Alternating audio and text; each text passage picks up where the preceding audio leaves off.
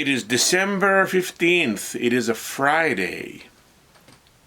So, a couple more weeks, give or take, and then this year's over. And this is actually a beard now. This is more than a finger length. If I grab it like that, I can like pull on my face now. So, I have to cut a lot around the mouth every couple of days. Gotta get used to grooming it. Today was slightly eventful. I showed in a previous video that I bought a smartphone. Right here. And I also bought a case for it. Now there's a case here. And it's magnetic. And it's designed for this phone, so I can use the camera. And I can put cards in it, but I probably won't. But, no SIM card in the phone. I'm trying to turn it on.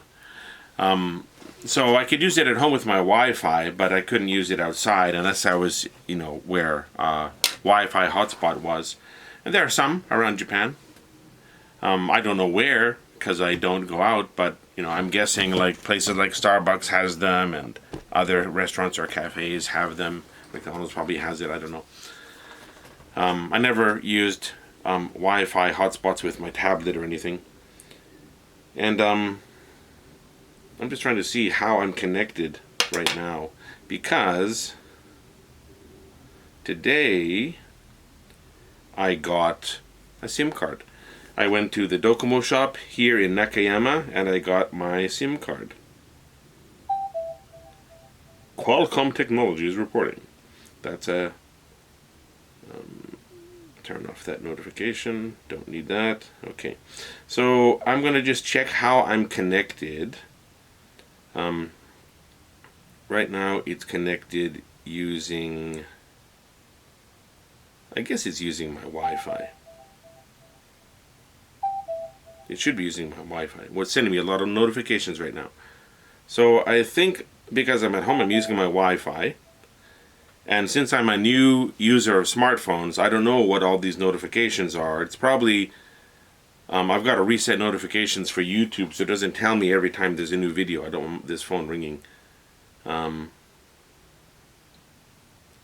as far as I know, I'm using my home Wi-Fi right now.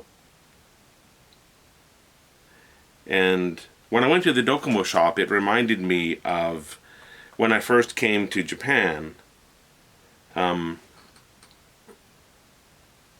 I first came to Japan in 1991, having a telephone at home was a bit of a hassle. In Canada, you just tell the phone company to turn on your phone line. They'll give you a base phone if you don't have one. And you're set. And there's a monthly fee. It's like a maintenance fee. Like $20 or something. And then you pay for any long distance calls depending on the distance and depending on how many minutes you talked. But local calls were free. So you'd have your phone bill every month. The phone bill would cover just the maintenance costs. For the service. That's it. Getting the phone line set up. It's already set up. It's already installed. It's already there. It's part of the building. And as long as you call people in your local area, you don't pay anything. You can talk as long as you want. Here in Japan, when I came, you have to, or at that time, you had to pay NTT, the only telephone company, 70,000 yen, so about $700, to set up a phone line for your apartment, and you own it. That phone line will go with you if you move to a new apartment or you move to a new house. You own that phone line. You buy a phone line and it's in your name. And on top of that, you pay a monthly service fee. And then on top of that, you pay for every phone call. Local or long distance, you pay for every phone call depending on how many minutes you talk. So it doesn't matter if they're in the house next door, if they're in the same city, if they're in a different prefecture of Japan. You pay for everything. You pay for every phone call. But getting that first phone line set up, when you're a new foreigner living in Japan, you don't have $700 you can just drop and get a phone line set up. So after a couple of months, I think I came in October, so probably in January or February of the next year, so 3 or 4 months later, I just went for it and got a phone line set up. And most of the people I knew didn't have phones at home. There were no smartphones or cell phones or anything else. So most people, you had to make plans well in advance. You had to know where you're going and what time you're meeting and where you're meeting, and just remember it, because you couldn't call them at home to change your plan because they didn't have a phone at home. Then, around the late 90s or around 2000, I guess the late 90s, NTT was broken and other phone companies popped up, and suddenly everything got cheaper. You didn't buy a phone line, you just paid to have the phone line activated in your home. There's still a monthly service fee, there was still a call per minute, a fee per minute of every call. But that $700 was gone. You didn't own the phone line anymore. And if you owned one, you could sell it back and they'd reimburse you part of the money that you paid to purchase your phone line. I never did that, so I still technically own my phone line. Although I don't know at this point how NTT would handle that. But it used to be such a hassle to get a phone at home. These days, everyone has a smartphone. Most people don't have a landline at all. The apartment might have free Wi-Fi, or they can set up Wi-Fi at home, either using fiber optic or using the phone jack in the wall and having it, go to a router. But actually having a phone itself, it's pretty rare. But I never had a smartphone until this. So I bought this. It was unused. They'd opened it to confirm that it functioned, but that's all. It was basically unopened, unused, SIM-free, SIM unlocked, no restrictions. It has a SoftBank icon in the home screen.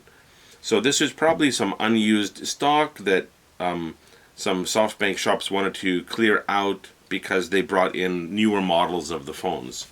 So this is like one generation back, and maybe they just wanted to clear this stock out because people weren't buying it. So I got it for about $300, and now I got my SIM card in here. And that shouldn't be in Japanese. That should be in English. I'll have to check that to make sure. But when I went to the Docomo shop, so I called the call center maybe 3 weeks ago to talk about what kind of services they have, how you could get a SIM card if you already had a phone, if you're totally making a new contract. And I got all the information I wanted, which type of service I wanted. And then I called again yesterday and spoke to a different person just to confirm what I wanted, and to have them make an appointment at a nearby Docomo shop, because they said it's better to make an appointment before you go if you want to start a new contract. So they helped me yesterday. I reconfirmed everything, and then I went to the Docomo shop today. They made an appointment today, and it went really smoothly because I knew what I wanted. I just said I want this and this, and the person who helped me, she used her tablet to translate Japanese to English to make sure I understood what she was telling me. But even when she was speaking Japanese, I pretty much understood, because it was what I'd heard before in English when I spoke to the two representatives on the phone. And there was one thing she told me that I didn't know about. If I'd researched a little bit more, I would have known that if you're a totally new customer making a totally new contract, they can sell you a phone for 1 yen.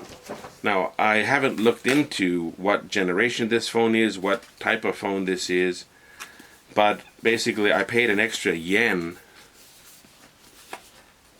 on top of the administrative fee to get a smartphone. So I didn't have to buy this one.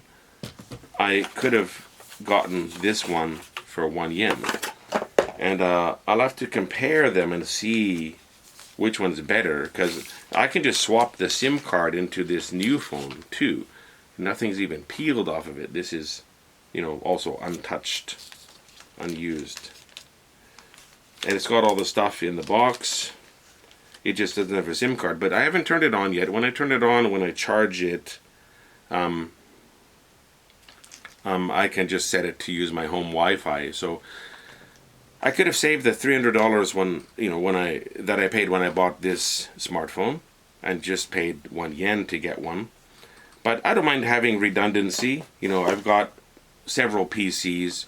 I've got a landline. Now I've got 2 smartphones. I think the new one is smaller.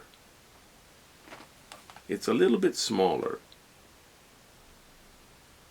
So the one I bought myself has a better landline. Why did I say landline? A better monitor. It's bigger. See, I'm holding 2 phones and I'm looking at the screen and my brain forgot what I wanted to say and I said landline. So anyway, the upshot is I went from being a person who never wanted a smartphone to a person who owns 2 smartphones and now has a SIM card in full functionality. So things change. So I'm going to turn this on, charge it up, make sure it's set to my home Wi-Fi. I don't know, this is not an iPhone, it's an Android phone, which is fine. I'm assuming it's an Android phone because it's not an iPhone, so it should be Android. And it's Docomo branded. It's a Docomo phone. So swapping this SIM card into that phone if I want to is fine. If something happens to this phone and it gets damaged, I've got a backup phone ready to go. I can make sure that my data is all saved in both of these so that I won't lose anything if this phone has a problem, or if this phone gets stolen, or if I lose this phone, I've got a backup phone ready to go. So anyway, that is my update for today. I got a phone for $1.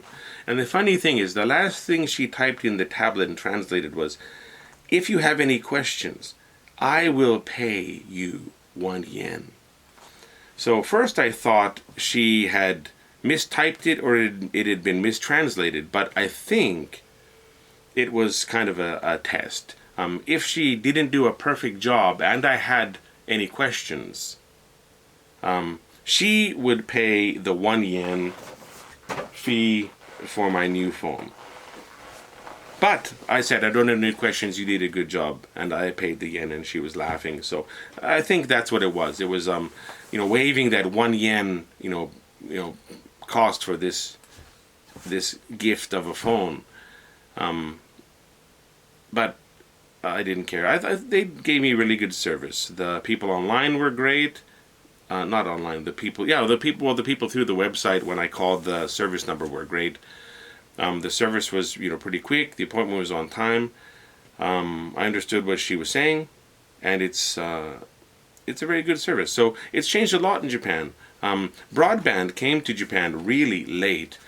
Imagine with a dial-up modem, you get on the internet, you pay per minute of using the internet, and then the internet becomes more and more functional. So you're trying to download a game at dial-up speeds, or download something or upload something at dial-up speeds, and you're paying per minute. Some of my phone bills during that time were so high. And then when I switched to ADSL, so I could have my phone and my computer both on at the same time, and the speed was a little faster, but I still paid the phone bill for that. But then when I finally went and I got broadband set up, that was a dream. That was when I switched to ADSL. I had ISDN before that, so ISDN was a little bit faster, but it was still dial-up. But then when I switched to ADSL, got broadband for the first time, beautiful. My phone bill went down to basically the monthly fee, because I rarely called people. And I didn't have to pay to use the internet anymore, so I could use the internet even more than before. And then things like YouTube were becoming really popular and really famous. And downloading games from Steam, not having to pay per minute while the game's downloading. Linking up to the backups online and having that data transfer really quickly. Now I've got my fiber optic network and it's even faster. So yeah, things changed a lot since I first came to Japan. No phone at all, using the payphone on the street at night with the time difference to call Canada. Shelling out a whole lot of money to get a phone in my apartment, and then paying ridiculous monthly phone bills because you paid for every call per minute. Then getting internet connectivity, unplugging the jack from the phone into the PC, from the PC into the phone, switching it like that.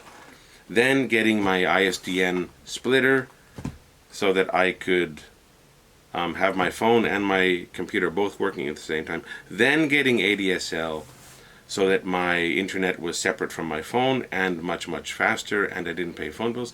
Then getting fiber optic. And now 2 smartphones.